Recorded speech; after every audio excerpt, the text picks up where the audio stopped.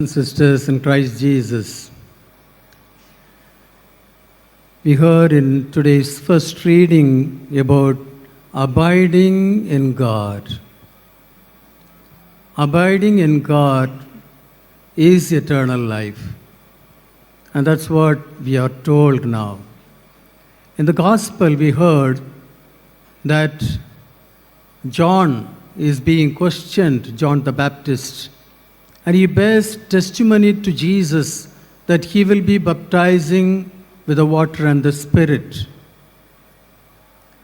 And in fact, John was a testimony.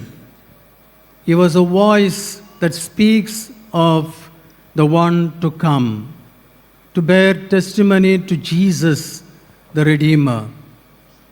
And we find, so everyone who is baptized in the Spirit has to bear that testimony about Jesus, about the Redeemer. We have a beautiful example of the one whose mortal remains are with us. Thousands and thousands of people daily coming here to have a darshan of that great missionary saint who was baptized in the Spirit and who bore witness through his life, through his preaching, and through his deeds. He is with us. And today that's what we are here. We are in the new year, a year of the jubilee of the birth of Jesus, the 2025th year of his birth. And this jubilee year has been declared to live as pilgrims of hope. And we have come as a pilgrim. On the second day of this year, I have come here with all of you as a pilgrim to this holy place to really witness the mortal remains of this great missionary saint so that I can live as a pilgrim of hope. And that's the purpose with which I have come here today as a pilgrim, one among you. And I would like to reflect about this great saint, the missionary saint of ours, whose mortal remains are here for the last 472 years. Just imagine. I hope you have all witnessed his body. I just had a glimpse of his body. I saw it. Still it is there. And that is the greatness of his life. The one who has lived the gospel, the one who has lived the anointing that he had received through the baptism, the one who has lived to spread that faith, the one who has lived as a witness, and today his own body is so much transformed and it is still remaining intact. It is not under the corruption of the natural order. What a great privilege for us to be closer to that great missionary saint. And that should teach us today. Just like him, we need to become a missionary.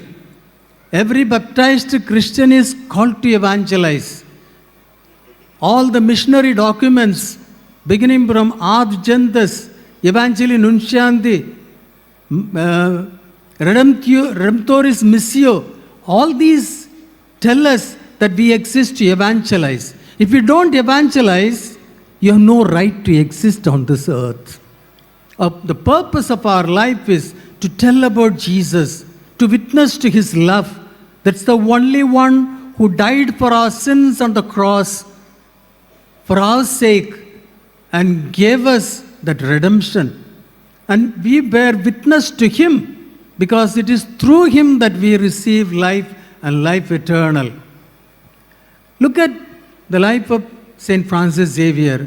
I would like to present you, all of you know his life. You might have several times heard about his life. I would like to present him with three words. He was a man, he was a message, and he was a mission. He was a man born in 1506 in the castle of Xavier in a noble family. And he was brought up in faith. At the age of 19, he goes to Paris University. Those days, that was the renowned university in the whole world. He goes to that university, studies philosophy, becomes a professor in that university, later studies theology. He becomes a well-known professor. And he becomes so popular. And then the worldliness enters into his life. He was truly a human being living in this world, of the world, and everything of the world, as an ordinary human being, affected by the worldliness, given into pleasures of this world.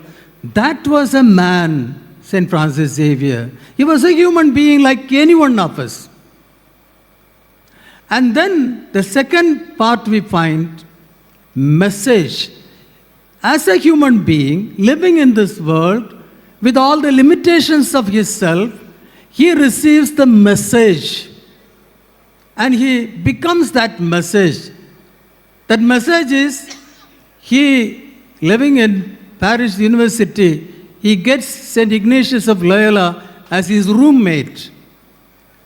Ignatius of Loyola has already gone through the conversion and he has realized who Jesus is and he lives for Jesus, and he looks at this young man in all his pomp and show, worldly life, and then he starts giving him the message that we find in Mark's Gospel, chapter 8, verse 36, and we find in Matthew's Gospel, chapter 16, verse 26, where he says, "What does it profit a man if he gains the whole world and suffers the loss of his own soul?" In the beginning, he neglects that message. He gives a deaf ear to that message. But Ignatius persistently went on addressing him with the word of God. Finally, the word of God overpowers him, touches him, transforms him. He gives into the word of God, receives it, and that word of God transforms him and makes him truly a message. And he really gets converted. He gives up everything. He joins with St. Ignatius of Loyola, and then he becomes a message to the world. That's what you find in him. The third part of it, we can see that he becomes a mission. Once he receives the message, becomes the message, then he becomes a mission to the world. And that's what, when he being the initial 6 members of the Jesuits, disciples of St. Ignatius of Loyola, and the invitation for missionaries from Portugal and the other places. And so St. Ignatius of Loyola prepares someone else, and that person falls sick. Just a previous day, Francis Xavier is asked, "Can you go in his place? There he is ever ready. Here I am, send me." And what did Ignatius of Loyola tell him? Go and set all on fire. Go and set all on fire. He literally took that word, started his mission, traveled so much. Even he didn't dare to enter into the castle of Xavier, though he knew that he is not going to return. He could meet his people, but what did he say? No, I am on a mission. I will meet you in heaven. And then with a single-mindedness, he goes for the mission. He comes into India. He goes to Japan. He goes to other countries, and he becomes a great missionary. When he writes to St. Ignatius of Loyola, he writes, "I have no time to eat my food. I have no time to pray. The people are longing to hear about Jesus." And he says, if only those who are shouting at the top of their voice in the University of Paris and other places knew how much the people are thirsting for God, they would be here. And that's what St. Francis Xavier says through his letters. And then we find him, how he gives into the whole life. He had the essence of mission in him. What is mission? Communion. Mission is communion. Communion with God, communion with each other, love for God and love for each other. The love for God really burnt him. And then with that burning zeal for the love of God, he shares that love with every human being that he comes in contact with. That's the call that is given to every baptized Christian.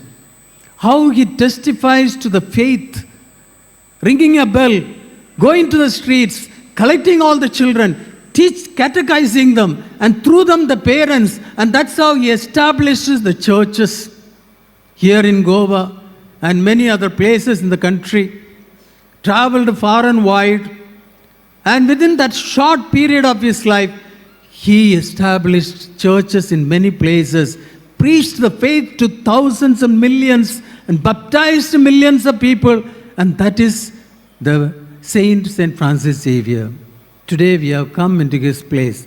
Have we come to ask him some favors? He will surely grant when we have the true faith.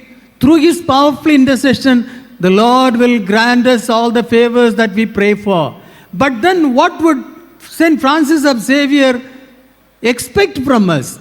As we have come to him, as we witness his mortal remains, what would he expect from us?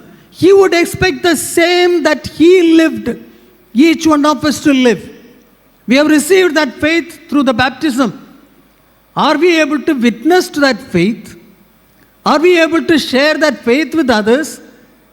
Today, India remains with less than 2% Christians. And why? That's the question today we need to ask. That one person, within a few years, he lived only 42 years, but he preached only 10 years. Within that 10 years, how many people he baptized, how many churches how many faith communities he established. Today, am I able to tell my neighbor, my dear brothers and sisters, we are in the Jubilee year, the 2025th year of the birth of Jesus, the Redeemer. We have received his message, go to the whole world, proclaim the good news, teach them the faith, baptize them in the name of the Father and the Son and the Holy Spirit. That's what St. Francis Xavier followed. We baptized Christians, are we ready to follow that?